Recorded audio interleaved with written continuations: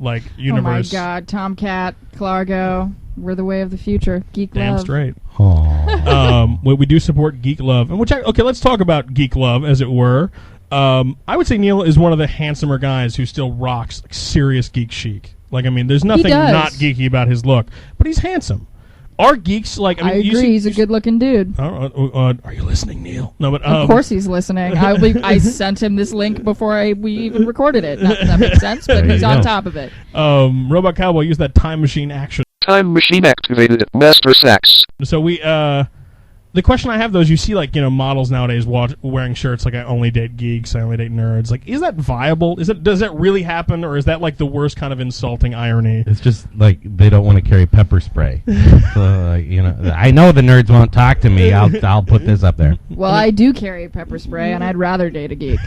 How about that? Yes. In fact, I've only ever dated geeks. I'm just waiting for the Wikipedia that cites evidence that you carry pepper spray being references to our show. But anyway, so Allison carries pepper spray, and there's like side note reference this episode.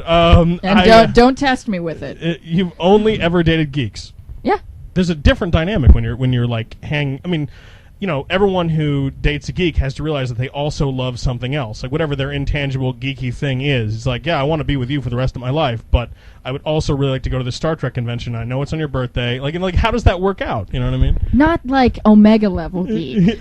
Oh, okay. But I mean, no one's stupid enough to say that to you, for example. Robot Cowboy, could we have that trombone sound for sax now?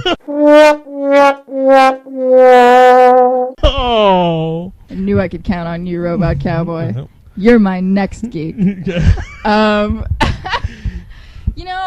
like the people that I surround myself with, even just platonically, are people who are passionate about something. I become attracted to someone's personality before I become attracted to the way they look. So, if someone's really into Scott Pilgrim, for example, I'm just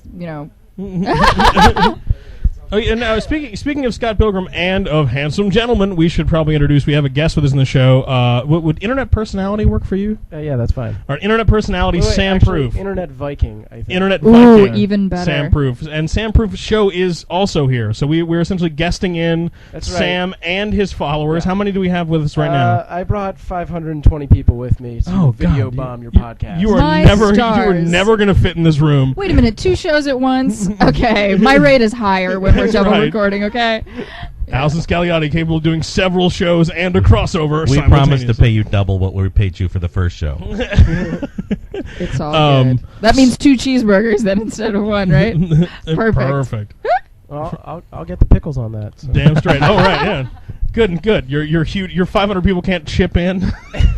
Yeah, everybody who wants to buy Allison some food, we'll set up a PayPal right now. Oh my God. So Sam, what is your opinion on geeks? Like, are they back in the? Are they? God. I mean, and by geeks I mean your entire audience, because they probably. Let me push my glasses up just a bit here. I mean, like, is geek romance something? I mean, like, are geeks something that, can a geek pull a model? Can a geek pull someone who's like out of that universe?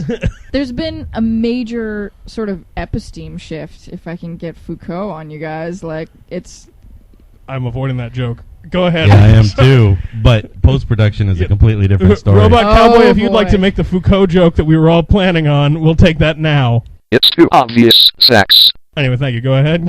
So naughty. Listen, I thought I liked you, Robot Cowboy. Now you're just taking advantage of my intellect.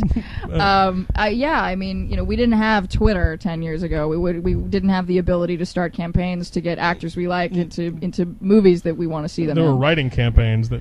The day with the dead letter bin filling up. The dead letter bin, exactly. We have Comic-Con that's blown up in, what is it? It's been on for 20 years, right? It's way bigger now. Sorry.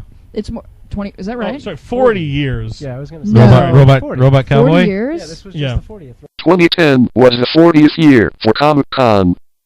Amazing. Yeah. Wonderful. And it's bigger every year, and it's a place where people can go and connect over the things that they obsess over. Whether I know a girl who went last year who slaved all year over 4 unique costumes to wear each day. And I was cosplayer? like, I was like, you know what? You go. And that girl's Awesome. name was Allison Scagliotti. Don't. Have you ever tell cosplayed? anybody. He says to his fan base who's dying to know. Have I ever? As a kid, I guess I was really into dressing up, but I don't recall ever going to like a movie theater dressed up or anything. But I mean, I guess still time. I did play a lot of dress up as a kid. I don't think that counts necessarily as cosplay. My friend Hannah does have a mean Jedi costume. She made herself. I may need to borrow it. Was Hannah the same person that we were talking about at Comic-Con earlier before we started rolling? Or is that a different friend of yours that has a thesis that we should discuss? Because that is worth talking about now. Can we talk about the thesis? All right, I just bought Johnny the Homicidal Maniac here at Meltdown Comics. Woohoo! And my friend Amy, who I've known since I was 13 and she was 16, and I get like all warm and effervescent inside when I get to think about this.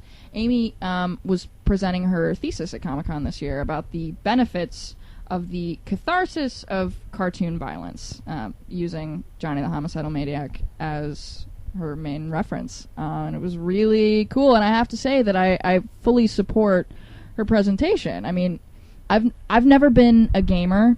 Call me crazy. Don't hate me. I hope I didn't lose half of my 12,000 Twitter followers You're for busy. not being a gamer. It's a lifestyle commitment. It is. I bet it is. But you know, I'm gonna go Freud on you guys. Like rage and libido. Those are the main like drives. Am I wrong? Yep. No. So, you've got we it. all have a violent side. Mm-hmm. But it's a horrible thing to go and act that on some random person. It is. But you know, listen, Rubenek doppelganger.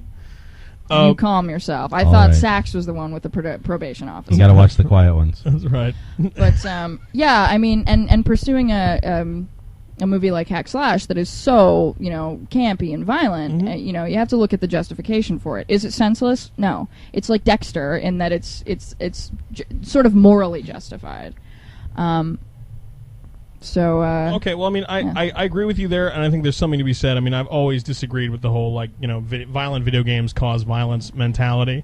Although I will say that I now know exactly how I'm going to steal my next car. But I mean, like, I'm not acting on that impulse. I do think that there are definitely days where I would be at work, and I mean, who knows how long or how close anyone is to snapping, but like you have that hell day, and I'm just like, I'm gonna go home and put Steve Slater, JetBlue. Yep, I'm gonna put Grand Theft Auto in and avoid falling down. You know, like I'm not going to take, and it's just there's something about getting that out of your system in a healthy way that Sure. especially if you're not an athlete. They can probably run it out. Is it too late to say that I'm a master at blowing up like a 40-foot brain from a Metroid? Is that no. too dated? It's never too late to mention Metroid. Pretty much a master at that. Allison Skag for Samus Aramis. That'd be good. It's actually really bad casting because you're just in a helmet the whole time. But yeah, so I think there's something to be said about that. I think that's the weird thing too. Is like comic books have gotten more violent and sexualized over time. Although, ironically, you still can't get a beer sponsor for a comic book podcast because they're afraid it references kids. I'm like, yes, I'm reading Hack Slash with a bunch of 8-year-olds, but still, it's weird how it's sort of respecting we need to get that out of our system. Yeah, I think there's a way to diffuse your sort of base violent instincts by reading a comic where a girl in a short skirt beats the crap out of a monster with a baseball bat. Cool, as long as you're not going to go, like do the same. Right. I think if you can get that out of your system by reading about it or watching it, then it's a lot healthier than actually. Do you consider yourself better prepared for monster attacks now? I do, actually. Okay. I know exactly what I would do. Excellent. If the lunch lady came out of the grave. There you go. See, that was straight.